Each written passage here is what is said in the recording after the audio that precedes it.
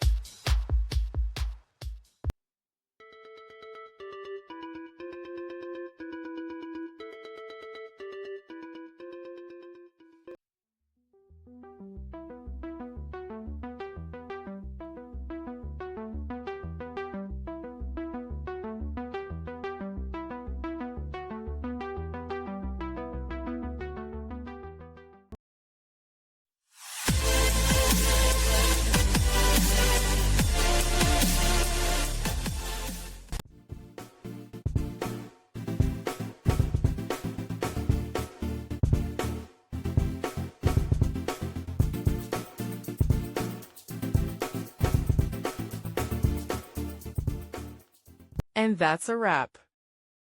I hope you found the answer you were looking for. If you did, take a second to hit that subscribe button. It really helps out. And let me know in the comments which solution worked best for you. See you next time in the debug zone.